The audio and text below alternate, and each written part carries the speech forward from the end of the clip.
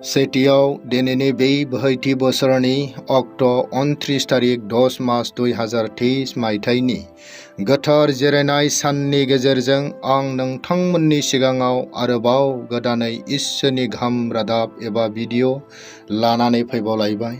आं फोथायोदि होजानाय सम बादि नोंथांमोनहा बयबो गाहामैनो दं। आंबो इसोरनि अननाय आरो हेफाजाबनि दुवारै लोगोसे नोंथांमोननि आरज आरो गोसोखांथियाव मोजाङैनो दं। नैथियाव मानगोनां उन्दै गेदेर नोंथांमोन साफ्रोमखौ नैबे बरसानि फुंखा इउटुब चेनेलाव नाजावनानै लायो। लोगोसे आंनि गोजोननाय गाहाम हामलायनाय फुंबिलिनि बयनोबो जासिग्रोहरो। आं दिनै लाबोदों गोरोन्थि सानना मावनाय हाबाया गावखौ आरो गुबुनखौबो सैहोयो। से इतिहास 10 बालाब 13 सिरिनिफ्राय 14 सिरिसिम। साउला फोरबोखौ बिसास खालामैखाय बेबादिनो थैनांदों, मानोना बियो फोरबोनि हुकुमफोरखौ सिफायदों। बियो फोरबोनियाव परामर्श लायालाबानो बहुद फिसिनाय मानसिनियावसो थांनानै परामर्श लाहैदों। बिनिखायनो फोरबोआ बिखौ सिथारनानै बिनि रायजोखौ जेसेनि बिसाज्ला डेभिडनो गथायदों। अनज्लायग्रा ख्रिस्ट' सिबियारि लोगो नोंथांमोन, थारैनो नों बे बुहुमनि नुसारथि गुवार बुब्लियाव नोंनि इसोर होनाय गुबै जिउखौ दिङायाव लाना थांखि गैयै जावदों नामा? गमामायै जावदोंब्ला नोंनि मिजिं एबा आसा फारिनाया ओंथि गैयै जागोन आरो सनानि समान जिउनि हास्थायनाया बैथा गैयै दिङानि सायाव सिमां बादि गोमालांगोन। नायदो न्यायगिरि 14 बालाब 31 सिरिनि 2 सिम। उनाव बिनि बिदा फंबायफ्रा फैनानै सामसननि गोथै सह'खौ लांफैदों। बिसोरो बिखौ बिफा मानुआनि गोथैसालियाव लांनानै जरा आरो इस्ताउलनि गेजेराव फबहैदों।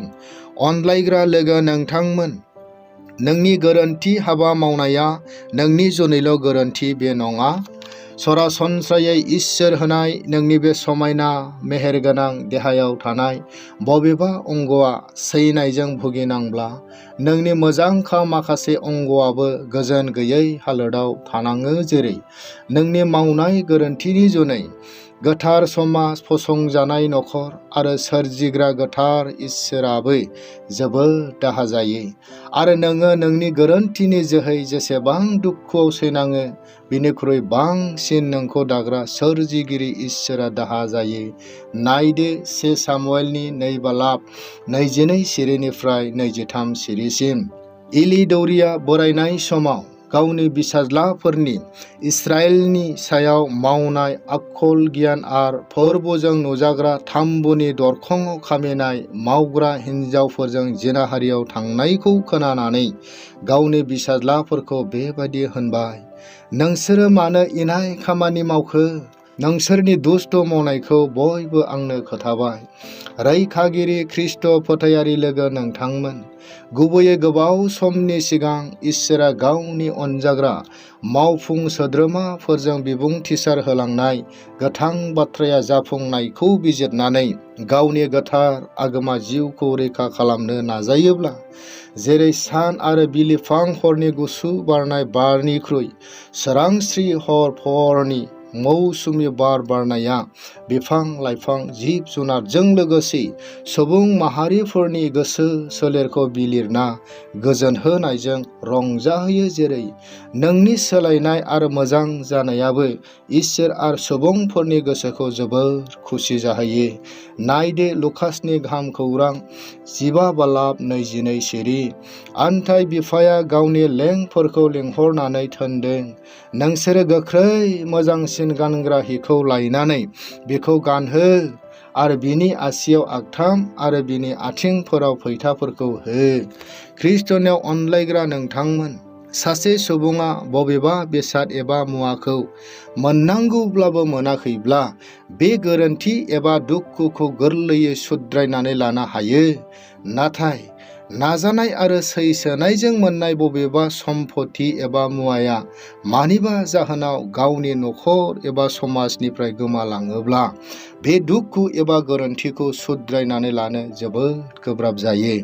थिग बिदिनो नों सासे समायना सोदोमस्रि गोनां महरै गोथार इसोरनि बिसा हिसाबै गनायथि जानाय सुबुङा गोरोन्थि मावना आन्दायनायजों संसार एबा बे बुहुमखौ नागारलांबायब्ला थामहिनबा थैलांबायब्ला बिनि गोरोन्थिखौ हायावबो आरो सोरगोआवबो सुद्रायनो हाया। नायदो दानियेलनि 12 बालाब 2 सारि। आरो थैनानै थांनायफोरनि गोबाङानो सिरि मोननानै सिखांगोन, खायसेया जोबनाय गैयै गोथांनि लागै आरो खायसेया लाजि फोनांजानानै अरायबो मुगै जानो लागै सिखांगोन। दिनैनि गाहाम रादाबजों लोगोसे सैसोना खोनासंगिरि मानगोनां साफ्रोमखौ इसोरा बोर होथों। जों आरज खालामनि, जगायग्रा राहागिरि जोंनि इसोर, मिजिं खालामना गोबां आसाजों सोरजिनाय बे नोंनि बिसाफ्रा थांखि गैयै जिउखौ लाना दिङा जावदों नामा? मानोना मोनै दुखुनिख्रुइ मोननानै गोमानाय दुखुआ गेदेरसिन। जेरै नों इसोरहाबो बे बिसाफोरनि गोमानायाव जोबोद दुखु दङ। बेनिखायनो समजों लोगोसे साफ्रोम आन्दायनाय सुबुंखौ नोंनियाव लाबोफिनदो। जिसुनि मुङाव बिबाय, आमेन।